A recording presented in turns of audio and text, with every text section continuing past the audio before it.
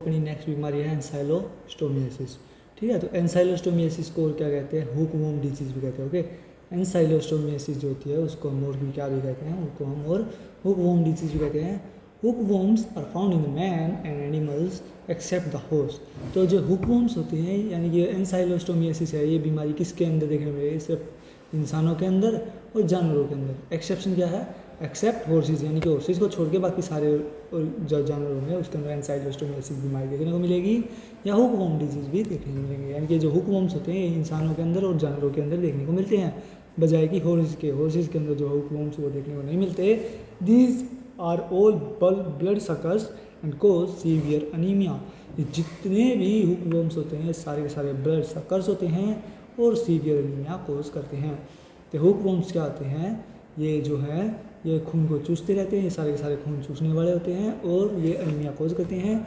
Following are the various species encountered. तो कौन कौन सी स्पीसीज जो है हुकवॉर्म्स की वो इंपॉर्टेंट है, वो है ancylostoma duodenale. Okay, ancylostoma duodenale, necator americanus, okay, necator species और americanus species, ancylostoma caninum, ancylostoma braziliense और अंसिनेरिया स्टीनोसिफेला।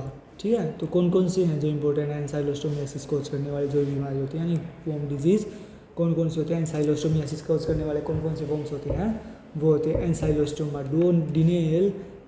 डुओडिनेल, निक्टेटर और अमेरिकनस और एंसाइलोस्टोमा कैनिनम और एंसाइलोस्टोमा ब्रेजिलियंस और अंसिनेरिया स्टीनोसिफेला। ठीक है, तो और कौन कौन से है, बूनिस्टोमम फ्लीबोटोमम, ओके, बूनिस्टोमम फ्लीबोटोमम, ओके, फ्लेबोटोमम, ओके, बूनिस्टोमम फ्लेबोटोमम, ओके। इसके बाद बूनिस्टोमम ट्राइगोनोसिफेलम। ठीक है, तो ट्राइगोनोसिफेलम, बूनिस्टोमम या बूनोस्टोमम ट्राइगोनोसिफेलम और गाइगेरिया पैकाइसेलिस,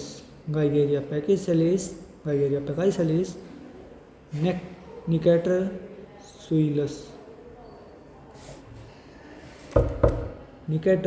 सुइलस, ओके, गाइगेरा पैकाइसेलिस, निकेटर सुइलस, ये सारे जो हैं। और लास्ट में एक है ग्लोबोसिफेलस यूरोसब्यूलेटस, ओके, ग्लोबोसिफेलस यूरोसब्यूलेटस, ठीक है, ग्लोबोसिफेलस यूरोसब्यूलेटस, ओके। तो एंसाइक्लोस्टोमियासिस कौन कौन को होता है, बूनियोस्टोमम फ्लीबोटोमम, ओके, बूनिस्टोमम फ्लीबोटोमम, बूनोस्टोमम ट्राइगोनोसिफेलम, गाइगेरिया पैकाइसेलिस, ओके, और निक्टेटर सुइलस और ग्लोबोसिफेलस यूरो सबयूटेट, ओके, यूरोसब्यूलेटस, ओके, सबयूलेटस, यूरोसुबुलेटस, ओके, यूरोसुबुलेटस, ठीक है, यूरोसुबुलेटस, ओके, यूरोसुबुलेटस। ठीक है, तो कौन करता है, ग्लोबोसिफेलस यूरोसब्यूलेटस। ओके, फिर इसके बाद infection can occur in 2 ways. तो इन्फेक्शन जो होता है वो 2 तरीके से हो सकता है। किस किस तरीके से हो सकता है इन्फेक्शन, आइदर बाई इंजेक्शन और इन्फेक्टिव लार्वे, यानी कि जो इन्फेक्टिव लार्वे है उनके इंजेक्शन से हो सकता है, और लार्वे कैन बरो थ्रू द इंटेक्ट स्किन।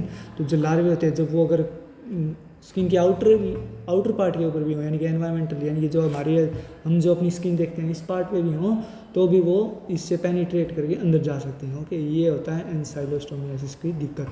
एंसाइलोस्टोमियासिस के अंदर जो ये हमारी नेक्ड स्किन है, यानी कि जो ये हमारी त्वचा है, जो ये हमारे हाथ के बाहर की स्किन है, पैरों के बाहर की स्किन है, बॉडी का कोई जो पार्ट की स्किन है, उसके अंदर अगर ये एंसाइलोस्टोमियासिस का जो हुक्म है वो बैठ गया, यानी कि Ancylostoma caninum, Ancylostoma duodenale, Nicator और अमेरिकनस और एंसाइलोस्टोमा कैनिनम, एंसाइलोस्टोमा ब्रेजिलेंस, एंसिनेरिया स्टीनोसिफेला, या फिर बूनोस्टोमम फ्लीबोटोमम या बूनोस्टोमम ट्राइगोनोसिफेलम या गाइगेरिया पैकाइसेलिस या निकेटर सुइलस या फिर ग्लोबोसिफेलस यूरोसब्यूलेटस। ये सारे के सारे जितने भी हुक वूम हैं, अगर ये हमारी नेक स्किन के ऊपर भी आ गए, ये हमारी बाहर की त्वचा के ऊपर भी आ गए, तो उसके अंदर भी पेनिट्रेट करके अंदर जा सकते हैं। ठीक है, ये 2 तरीके से जो है इन्फेक्शन हो सकता है, या तो इनको डायरेक्ट इंजेक्शन करने से, इनके अगर ये फूड के अंदर गिर जाएँ या पानी के अंदर गिर जाएँ, तो अगर इन इन्फेक्टिव लार्वे को हम इंजेस्ट कर लें या खा पी लें तो उससे भी हो सकता है। और दूसरा ये जो है ये इंटेक्ट स्किन से भी अंदर छेद करके जा सकते हैं, डिगिंग करके जा सकते हैं। फिर उसके बाद the method of infection occur in the old tape worms except uncinaria stenocephala. तो जो ये मेथड होते हैं, यानी कि इंजेक्शन का मेथड और बरोइंग का मेथड, ये सारे के सारे हुकवॉर्म्स के अंदर देखने को मिलता है। ओके, इन्फेक्शन जो है, इन इन्फेक्शन का मेथड, ये दोनों के दोनों इन्फेक्शन जो सारे के सारे उनके अंदर देखने को मिलता है। ओके, सारे के सारे हुकवॉर्म में एक्सेप्शन क्या है, अंसिनेरिया स्टीनोसिफेला। ये अंसिनेरिया स्टीनोसिफेला जो होता है, ये पहले क्या करता है, ये सिर्फ फर्स्ट मेथड से ही अंदर जा सकता है, यानी कि इंजेक्शन के थ्रू जा सकता है। ये जो है स्किन के अंदर जो है पेनिट्रेट नहीं कर सकता, और स्किन के अंदर गड्ढा करके अंदर नहीं जा सकता, ये सिर्फ इंजेक्शन के थ्रू जाएगा। अगर हमारे खाने के अंदर या हमारे पानी के अंदर अंसिनेरिया स्टीनोसिफेला है, तो ये हमारे खाने पीने की वजह से जो है अंदर चला जाएगा। लेकिन अगर ये गलती से हमारी बॉडी के ऊपर गिर जाए या कुछ हो जाए, तो ये अंदर नहीं जा सकता। ठीक है, तो इसके बाद the infective larvae penetrate through the skin and enter the small veins. तो और अंसिनेरिया, ये जो अंसिनेरिया स्टीनोसिफेला है, इसको छोड़ के जितने भी ये बाकी थे, जो कि थे ancylostoma duodenale, necator species, americanus species, ancylostoma caninum, ancylostoma braziliense, uncinaria, वो ये इसको छोड़ के, यानी कि बूनोस्टोमम फ्लीबोटोमम, बूनोस्टोमम ट्राइगोनोसिफेलम, गाइगेरिया पेकाइसेलिस और नेकेटर सुइलियस और ग्लोबोसिफेलस यूरोसुबुलेटस, ये सारे के सारे क्या करते हैं, ये जब हमारी स्किन के ऊपर होते हैं तो ये इसको पेनिट्रेट करके, यानी कि इनके अंदर गड्ढा करके जो है अंदर चले जाते हैं। और अंदर कहाँ जाते हैं, ये स्मॉल वेन्स के अंदर जाते हैं, छोटी छोटी जो नसें होती हैं उनके अंदर चले जाते हैं। They reach the lungs and enter the alveoli burrowing through the capillaries. अब इनकी आदत तो है ही, ये गड्ढे करने वाले तो हैं, ये तो इंजीनियर तो हैं ही कि जो है गड्ढे करते ही रहते हैं। ठीक है, तो ये एक इंजीनियर टाइप के होते हैं सारे सारे हुकूम्स।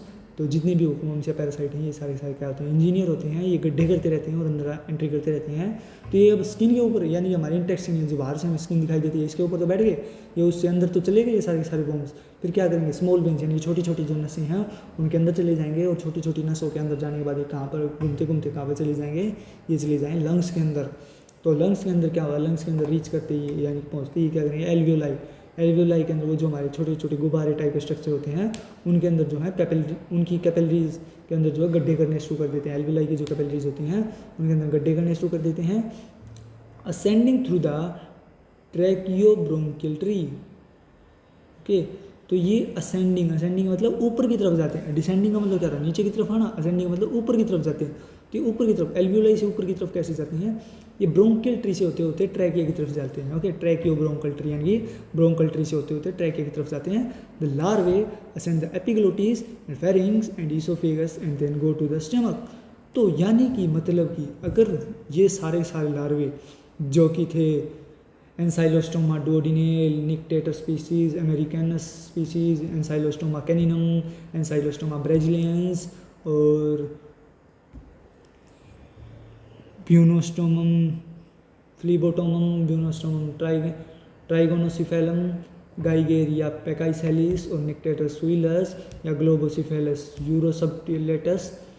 यूरोसिबुलेटस, ये जो सारे के सारे अगर ये इंजेक्शन से ना जाएं, तो ये अगर स्किन के ऊपर हो जाए तो स्किन को पेनिट्रेट करे, स्मॉल वेन से जाकर के लंग्स के अंदर जाएंगे, लंग्स के अंदर ये एल्वियोलाई की कैपिलरी है उनके अंदर जाएंगे, फिर उससे ब्रोंकियल ट्री की तरफ जाएंगे, ब्रोंकियल ट्री से ट्रैकिया की तरफ जाएंगे, ट्रैकिया से कहाँ पे जाएंगे, ईसोफेगस एपिग्लोटिस की तरफ जाएंगे, एपिग्लोटिस से फिर ये कहाँ पे जाएंगे, फेरिंग्स के पास जाएंगे, और फेरिंग्स से होते होते कहाँ जाएंगे, ईसोफेगस के अंदर जाएंगे, और फिर ईसोफेगस से होते होते फिर जीआईटी के अंदर जो है एंट्री करेंगे, यानी कि स्टमक के अंदर एंट्री करेंगे। स्टमक की एंट्री करने के बाद ये जो इंटेस्टाइन के अंदर जाएंगे और probably go to the migratory phase before settling down in the small intestine. तो स्मॉल इंटेस्टाइन के अंदर सेटलिंग डाउन होने से पहले जो माइग्रेटरी फेज के अंदर जो है ऐसे जाते हैं। माइग्रेटरी फेज यानी माइग्रेट होते रहने वाली फेज। तो ठीक है, सेटलिंग स्मॉल इंटेस्टाइन के अंदर सेटलिंग डाउन होने से पहले जो है स्मॉल वेन से लेकर के जो है ईसोफेगस तक ऐसे जाते हैं, माइग्रेटरी फेज के थ्रू जाते हैं। Prenatal infection by the ट्रांसप्लेसेंटल passage can occur, मतलब कि अगर मदर को ये दिक्कत है और मदर के पेट के अंदर बच्चा है यानी कि प्रेगनेंस है यानी प्रेग्नेंट एनिमल है, तो उसके अंदर जो है प्रीनेटल इन्फेक्शन भी हो सकता है, यानी कि उसके पैदा होने से पहले ही बच्चे के पैदा होने से पहले ही बच्चे के अंदर ये इन्फेक्शन हो सकता है। कैसे होगा? मदर के ब्लड के थ्रू ये कहाँ होते होते कहाँ चले जाएंगे, ये प्लेसेंटा के अंदर चले जाएंगे। प्लेसेंटा के अंदर भी ये गड्ढे कर देंगे, डिगिंग कर देंगे। इतने हाई लेवल के हुकूम्स हैं, ये प्लेसेंटा को भी नहीं छोड़ेंगे। प्लेसेंटा से जो है प्लेसेंटा के अंदर गड्ढा करके कहाँ चले जाएंगे, उसके बच्चे के अंदर चले जाएंगे। ओके, प्रीनेटल इन्फेक्शन तो बच्चे के अंदर चले जाएंगे। Then lesions caused by parasite, तो लीजन्स पैरासाइट के द्वारा कौन कौन से लीजन कोज किए जाते हैं? ऑन द स्किन, तो ये लीजन्स जो होते हैं वो स्किन के ऊपर किए जाते हैं। The larvae penetrate the stratum corneum and enter the hair follicles through which they enter the dermis via sebaceous glands, मतलब कि जो है स्किन के ऊपर क्या है, हमारे अर्ज में क्या होते हैं? बाल ही बाल होते हैं, हेयर्स होते हैं। तो हेयर्स के अंदर यानी हेयर फॉलिकल्स के थ्रू ये जो है स्ट्रेटम कोर्नियम के अंदर एंट्री करते हैं। ओके, हेयर फॉलिकल्स हैं, ये हेयर्स हैं, हेयर जहाँ से निकल रहे हैं ये क्या है? हेयर फॉलिकल्स हैं। तो इसके अंदर ये एंट्री करेंगे तो ये कहाँ जाएंगे? स्ट्रेटम कोर्नियम के अंदर जाएंगे। स्ट्रेटम कोर्नियम के अंदर जाने के बाद ये कहाँ पर? डर्मिस के अंदर यानी कि सीबेशियस ग्लैंड के अंदर जाएंगे। ओके, सीबेशियस ग्लैंड का मतलब जहाँ से हमारा स्वेट निकलता है। ओके, स्वेट या फिर जो भी मटेरियल है वो निकलता है, यानी कि जब हम एक्सरसाइज करते हैं, हैवी एक्सरसाइज करते हैं तो क्या होता है? हमारी बॉडी से जो हीट निकलती है, हीट के साथ साथ क्या निकलता है? पसीना निकलता है। तो सीबेशियस ग्लैंड के कारण निकलता है। तो ये जो एयर फॉलिकल्स हैं, तो वो स्वेट कहाँ से निकलता है? वो स्किन से नहीं निकलता, वो इन एयर फॉलिकल्स के साइड में से निकलता है। ओके, तो जो वो क्योंकि इन एयर फॉलिकल्स के नीचे क्या होते हैं? सीबेशियस ग्लैंड्स होते हैं। तो ये जहाँ सीबेशियस ग्लैंड होते हैं वहाँ पे एंट्री करते हैं, वहाँ से ये डर्मिस के अंदर यानी कि स्किन के अंदर पेनिट्रेट कर जाते हैं। क्या करते हैं? जहाँ अगर मान लो इस एक बूंद पड़ी, मान लो एक बूंद पड़ी है, एक कोई भी फ्लूइड की बूंद पड़ी है और उसके अंदर जो है ये हुकवर्म्स थे, सारे के सारे हुकवर्म्स थे एंसाइलोस्टोमियासिस करने वाले। ओके, तो एंसाइलोस्टोमियासिस करने वाले जो एंसाइलोस्टोमियासिस करने वाले सारे के सारे हुकवर्म्स थे उस एक बूंद के अंदर। और वो हुकवर्म जो मान लो कि 15 बाड़ों के घेरे के अंदर आ गई। मान लो ये जो हमारी हथेली है, हथेली का जो अपोजिट वाला पार्ट है, अगर हम अपने हाथ को उल्टा रख दें तो उल्टा रख देंगे यानी कि जो है ये एयर फॉलिकल्स हैं, इसके ऊपर मान लो इस एरिया के ऊपर जहाँ पे हम जो है अपनी घड़ी बांधते हैं उस एरिया के ऊपर मान लो एक बूंद जो है वो फ्लूइड की गिर गई, उस फ्लूइड के अंदर हुकवर्म्स थे। तो देखो वो एक फ्लूइड जितने एरिया के अंदर जो जितने एयर्स को वो कवर करेगी उन एयर्स के थ्रू जो है ये सारे के सारे पैरासाइट, ये सारे के सारे हुकवर्म जो है उस एयर फॉलिकल के थ्रू अंदर एंट्री करेंगे। तो क्या होगा? ये जो है सीबेशियस ग्लैंड के अंदर यानी कि जो एयर फॉलिकल्स के रूट के पास जो सीबेशियस ग्लैंड है उसके थ्रू जो है स्ट्रेटम कोर्नियम के अंदर एंट्री करेंगे, यानी कि जो है स्किन की लेयर यानी कि डर्मिस के अंदर एंट्री कर जाएंगे। Okay, so intense itching will produce. अब ये है एयर फॉलिकल्स क्या होंगे? वो ज़्यादा सेंसिटिव होंगे। अगर तुम अपने हाथ का एक भी बाल उखाड़ के देखोगे तो वहाँ पे क्या होगा? एकदम से खुजली मचना शुरू हो जाएगी, यानी कि एक्सट्रीम सेंसिटिव है। तो जो ही इस एरिया के ऊपर जहाँ पर वो बूंद गिरी थी, वो फ्लूइड गिरा था और वहाँ पे ये एंट्री कर गए, तो बॉडी के लिए क्या हो गया? ये फॉरेन पार्टिकल है, बॉडी का या खुद का पार्ट नहीं है, तो उसके अंदर ये फॉरेन पार्टिकल हैं, तो बॉडी के अंदर एंटीजन एंटीबॉडी रिएक्शन होगी, तो एकदम क्या होगी? इंटेंस ईचिंग होगी। तो क्या होगा? लोकल इन्फ्लामेशन होगा। तो मैंने बताया ना क्या ये जो फॉरेन मटेरियल की तरह काम करेगा, एंटीजन एंटीबॉडी रिएक्शन होगी, युद्ध होगा, लड़ाई होगी, तलवारबाजी होगी, तो क्या होगा? इन्फ्लामेशन होगा। तो लोकल इन्फ्लामेशन होगा। लोकल इन्फ्लामेशन का मतलब जिस जगह पे वो ड्रॉप पड़ी थी सिर्फ उसी एरिया के ऊपर जो है इन्फ्लामेशन होगा, सिर्फ एक स्पेसिफिक जगह पे इन्फ्लामेशन होगा। सेट अप द लार्वे, तो लार्वे के कारण जो है वो एक जगह पे स्पेसिफिक जगह पे जहाँ पे वो जो बूंद पड़ी थी, जहाँ पे वो फ्लूइड की ड्रॉप पड़ी थी, सिर्फ वहीं पे जो है इन्फ्लामेशन होगा। तो उस इन्फ्लामेशन को हम लोकल इन्फ्लामेशन कहेंगे। There is infiltration of lymphocytes, eosinophils and macrophages into the dermis and the lesions had weeping discharge. तो इस केस में क्या मैंने क्या बताया था? पैरासाइट जब भी इन्फेस्टेशन होगा तो पैरासाइट के अपोजिट में जो हमारी बॉडी का इम्यून सिस्टम है वो कौन से टास्क फोर्स को भेजेगा? वो भेजेगा इओसाइनोफिल्स को। तो इओसाइनोफिल जो वो स्पेशल फोर्स है या वो स्पेशल सेल्स हैं जो पैरासाइटिक इन्फेस्टेशन के कारण जो है बॉडी के अंदर पैरासाइटिक इन्फेस्टेशन वाले एरिया के अंदर आ जाती हैं।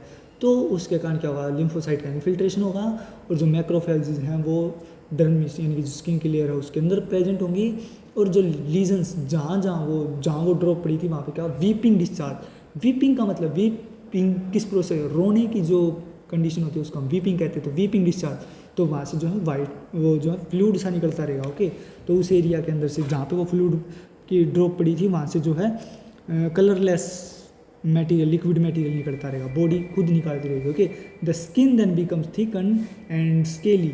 तो ठीक है, तो जो स्किन है उस टाइम पे जो स्किन है वो क्या हो जाएगी, मोटी हो जाएगी, यानी कि उस इन्फ्लेमेशन का एडीमा होगा, एडीमा होगा यानी कि सबक्यूटेनियस एडीमा होगा। तो वहाँ पे क्या थिकनिंग होगी, थिकनिंग होगी, स्केली हो जाएगी, यानी कि क्या होगा, स्केल ही स्केल, यानी पर पपड़ी ही पपड़ी ही बन जाएगी। ओके, जो त्वचा है उसके ऊपर पपड़ी ही बन जाएगी। कूलीज इच, वाटर इच या ग्राउंड इच, और इस सारी खुजली को हम क्या कहेंगे, कूलीज इच कह सकते हैं या वाटर इच। वाटर इच इसलिए कहते हैं क्योंकि इसके अंदर से वाटरी फ्लूइड सा निकलेगा, ग्राउंड इच। ओके, तो इसे कूलीज इच भी कहते हैं। कूली कौन होते हैं, जो बोझा ढोने वाले काम होते हैं। जब पुरानी फिल्में होती हैं उनके अंदर क्या होते हैं, जब कोई एक्टर जो स्टेशन पे उतरता है तो उसके पास कौन आते हैं, कूली आ जाते हैं ताकि उनका बोझा ढो सके। ओके, तो उसके ओके, तो वो जो बोझा ढोने वाले लोग होते हैं उन्हें हम कूली कहते हैं। तो जब उनके हाथ देखेंगे तो उनके अंदर छोटे छोटे जो फफोले दिखाई देंगे, उस टाइप का जो है सेम टू सेम चीज़ें जो है हमें इस खुजली के अंदर वैसे ही फफोले से दिखाई देते हैं। ओके, जहाँ जहाँ जिस एरिया में होते हैं वहाँ वैसे ही फोड़े दिखाई देते हैं। वाटर इच तो इसलिए मैंने बता दिया कि उसके अंदर से पानी जैसा फ्लूइड सा निकलता रहता है। ग्राउंड इच इसलिए कहते हैं, ग्राउंड का मतलब क्या था, ज़मीन होती है, और इच का मतलब खुजली होती है। तो ग्राउंड का मतलब जब हम किसी ऐसे एरिया पे चले जाएं जहाँ पर ये पैरासाइट होते हैं, हुकूम्स होते हैं, वहाँ पर अगर हम अपने नंगे पैर से चलने लगे तो ये उसके थ्रू भी बॉडी के अंदर एंट्री कर सकते हैं। तो इसलिए इसे ग्राउंड इच भी कहा जाता है। तो एंसाइलोस्टोमियासिस के अंदर जो इचेज होती हैं जिसके कारण स्किन के अंदर ये पेनिट्रेट करते हैं ऐसे पेनिट्रेट करते हैं, हेयर फॉलिकल्स के अंदर जाते हैं। हेयर फॉलिकल्स के रूट के पास जो सिबेशियस ग्लैंड होते हैं वहाँ से एंट्री करते करते स्ट्रेटम कॉर्नियम के अंदर एंट्री करते हैं और स्किन की लेयर के अंदर चले जाते हैं, और वहाँ से घूमते घूमते ये सारे के सारे जो है वहाँ पर लोकल इन्फ्लामेशन करते हैं। तो वहाँ पर लिम्फोसाइट भी आती हैं, वहाँ पर यूसाइनोफिल्स भी आती हैं, और वहाँ पर मैक्रोफाजेस भी आती हैं, और जिसके कारण कि एक वीपिंग डिस्चार्ज होता है।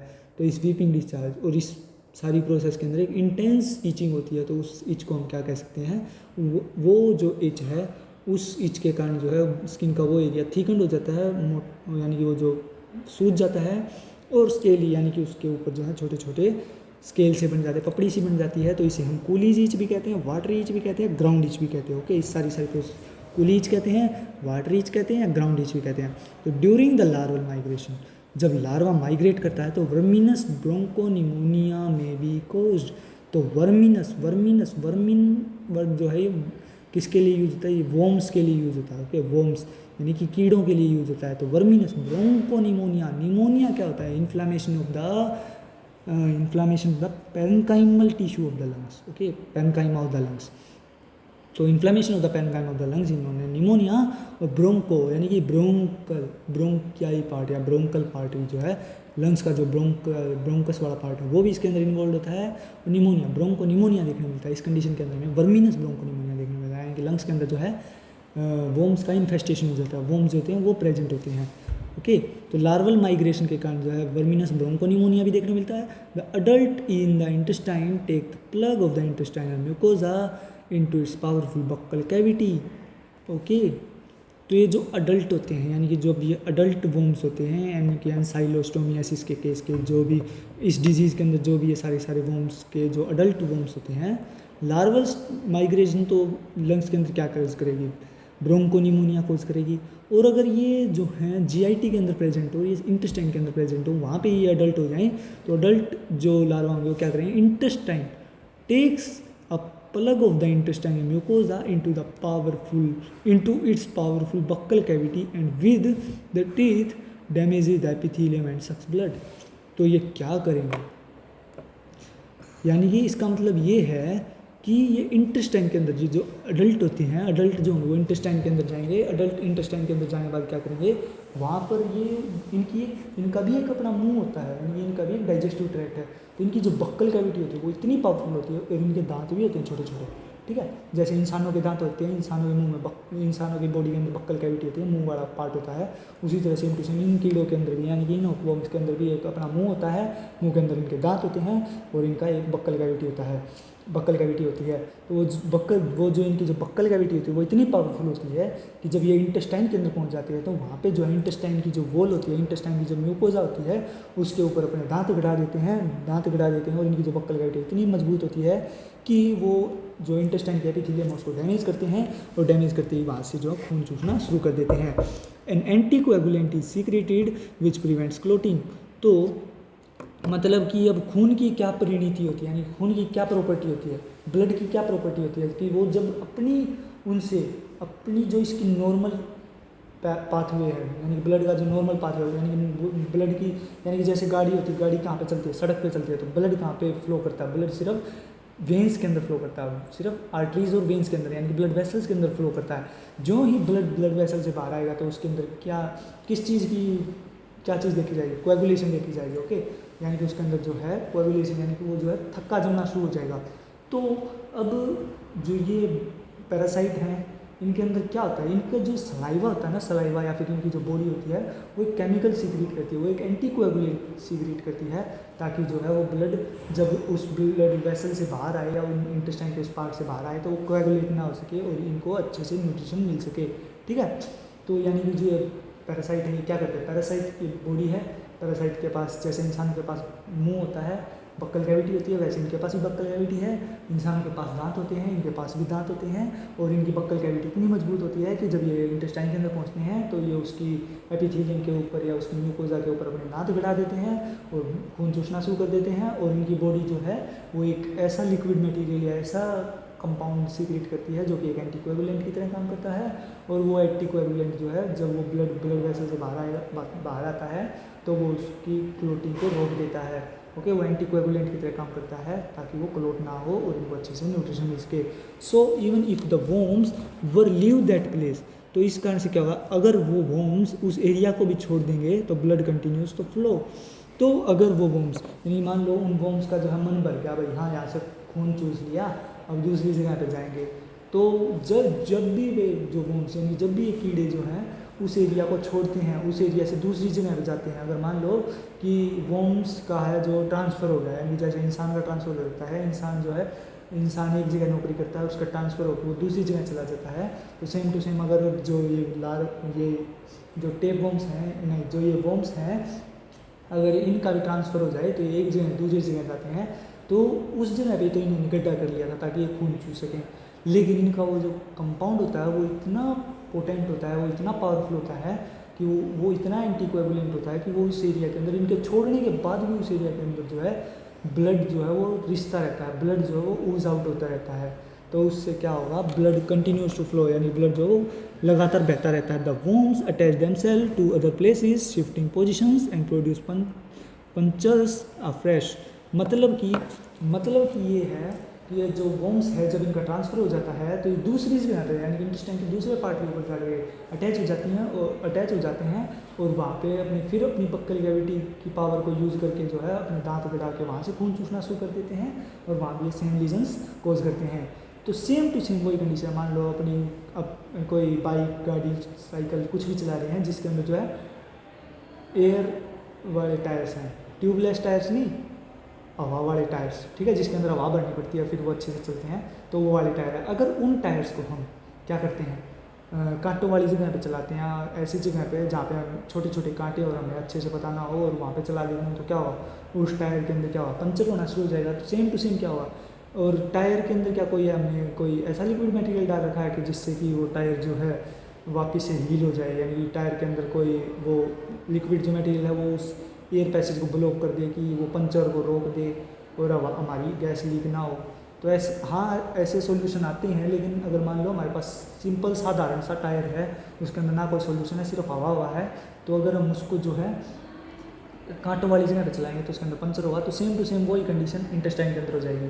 तो इंटेस्टाइन के अंदर जो है ये एंटीकोएगुलेंट जो है वो ब्लड की क्लोटिंग को प्रिवेंट करेगा, ब्लड की क्लोटिंग को रोक देगा, और जब ये कीड़े जो हैं, ये जो टेपवर्म्स हैं, वो एक जगह से दूसरी जगह पे जाएंगे तो उस दूसरी जगह पे भी ये सेम टू सेम यही कोज करेंगे। तो इंटेस्टाइन के अंदर क्या देखने को मिलेंगे, पंचर्स देखने को मिलेंगे, ठीक है, इंटेस्टाइन के अंदर पंचर बन जाएंगे।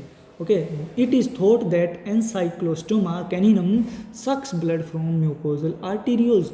तो कई बार क्या ऑब्जर्व किया गया है कि ये जो हमारे डॉक्टर्स हैं इन्होंने ये ऑब्जर्व किया है कि जो एनसाइक्लोस्टोमा कैनिनम है, एनसाइक्लोस्टोमा कैनिनम जो होता है, कैनिनम मतलब ओके, एनसाइक्लोस्टोमा कैनिनम शायद ये डॉग्स की होगी, कार्निवोर्स की बीमारी होगी, कार्निवोर्स का वो होगा शायद, पता नहीं एग्जैक्ट। तो एनसाइलोस्टोमा जो है, एनसाइलोस्टोमा कैनिनम है, ये कहाँ से ब्लड सक करता है? ये इंटेस्टाइन की जो म्यूकोजा है उसके अंदर जो आर्टीरियल प्रेजेंट है वहाँ से ब्लड सक करता है, वहाँ से डायरेक्ट ब्लड सक करता है। कहाँ से ब्लड सक करता है? ये इंटेस्टाइन की म्यूकोजा के आर्टीरियल से, ओके। तो म्यूकोजल आर्टीरियल से डायरेक्टली ब्लड सक करता है। Thus there is a loss of large quantity of blood since each parasite is estimated to suck 0.8 to 1 ml of blood in 24 hours. वाह वाह वाह वाह भाई साहब। तो यानी कि एनसाइक्लोस्टोमा कैनिनम जो है वो जो इंटेस्टाइन की म्यूकोजा की आर्टीरियोल है, डायरेक्ट आर्टीरियोल मतलब कि वो ब्लड वेसल जो कि हार्ट से ब्लड को इंटेस्टाइन के पास लेके आती है, यानी कि उसके अंदर ब्लड की भरमार है, एनरिच ब्लड है, उसके अंदर तो बहुत प्रेशर वाला ब्लड है। तो उसके अंदर ये जो है एनसाइक्लोस्टोमा कैनिनम जो है वो पोर्स कर देता है, वो उसके अंदर जो है बरोइंग करता है, वो उसके अंदर छेद कर देता है।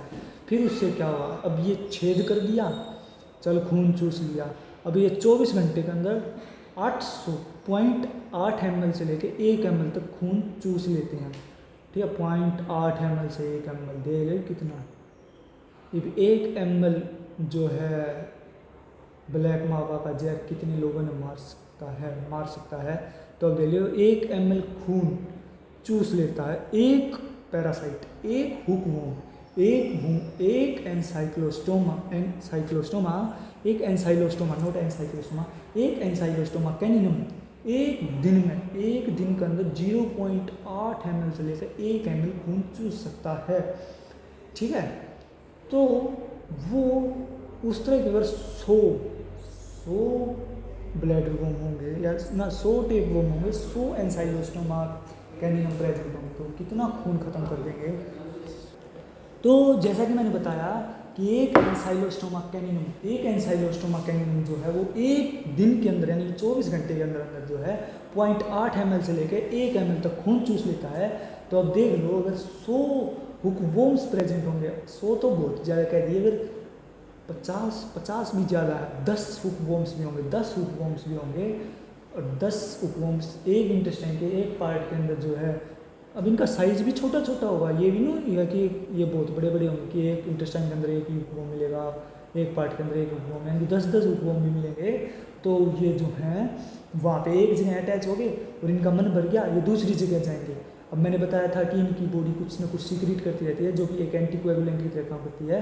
तो इससे जो है वो जहाँ पर ये पहले 10 लोकेशन के ऊपर अटैच थे सारे के सारे, वहाँ से भी ब्लड निकलेगा और नेक्स्ट 10 लोकेशन के ऊपर जहाँ पे अटैच होंगे वहाँ से भी जो है ब्लड ये निकालते रहेंगे। और फिर नेक्स्ट अगर वहाँ से मन भर गया तो जो है अगली 10 जगह पे हो गए। ये तो मैंने 10 बताए हैं। अगर इनके बच्चे भी होंगे वो भी कुछ ना कुछ तो करेंगे। अब ये इनकी लाइफ साइकिल होगी तो लाइफ साइकिल के अंदर भी क्या करेंगे, ये अपने बच्चे भी पैदा करेंगे और इनके बच्चे भी ब्लड सक करेंगे।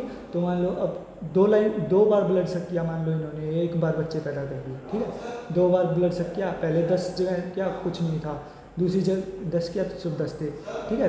तो इसके बाद है तो दूसरी 10 जगह से किया, अभी समझो फिर वे तब भी इनके बच्चे नहीं थे, लेकिन तीसरी 10 जगह पे गए तो समझ लो इनके अंदर जो है रिप्रोडक्टिव मैच्योरिटी आ गई। सेकंड और थर्ड फेज़ के बीच में जब ये दूसरी से तीसरी जगह माइग्रेट कर रहे थे तो समझ लो कि उस टाइम पे इनके अंदर जो है सेक्सुअल मैच्योरिटी आ चुकी थी और इन्होंने बच्चे पैदा किए और उन बच्चों से भी यानी कि इन अडल्ट से भी और बच्चे पैदा हुए, इन 10 टेपों से और 10 और अलग टेपों पैदा हुए। तो वे भी ब्लड सक करेंगे। ये पहले ही ब्लड सक कर रहे थे, पहले ही इन्होंने 20 जगह छेद कर दिए थे, अब 10 जगह और छेद कर रहे हैं और फिर इनके बच्चे भी छेद करेंगे। तो कितना खून लॉस होगा, यानी कि हर एक जगह से जो है खून लॉस ही लॉस होगा। तो हैवी ब्लड लॉस देखने को मिलेगा, ठीक है। तो ये जो है एक दिन के अंदर कितना खून चूस लेते हैं, एक दिन के अंदर 24 घंटे के अंदर 0.8 ml से लेके 1 ml तक का खून चूस लेते हैं एनसाइक्लोस्टोमा कैनिनम, ठीक है। तो फिर इसके बाद जो है इसके अंदर क्या देखने मिला, hypochromic and microcytic anaemia develops due to iron deficiency anaemia. तो इस कंडीशन के अंदर हमें क्या देखने को मिलेगा, हाइपोक्रोमिक, हाइपो का मतलब होता है एनलार्ज, क्रोमिक का मतलब कलर, तो जो आरबीसी का कलर है वो गाढ़ा हो जाएगा, okay, dark colour, dark red colour की हो जाएगी, okay. And microcytic anaemia, micro का मतलब स्मॉल, साइटिक का मतलब सेल, तो उनकी जो सेल का साइज है, आरबीसी का साइज है वो कम छोटा हो जाएगा, तो इस जगह हाइपोक्रोमिक माइक्रोसाइटिक अनीमिया देखने को मिलेगा। इस कंडीशन के अंदर हमें क्या देखने को मिलेगा, हाइपोक्रोमिक माइक्रोसाइटिक अनीमिया। तो इस कंडीशन के अंदर हमें हाइपोक्रोमिक माइक्रोसाइटिक अनीमिया देखने को मिलेगा।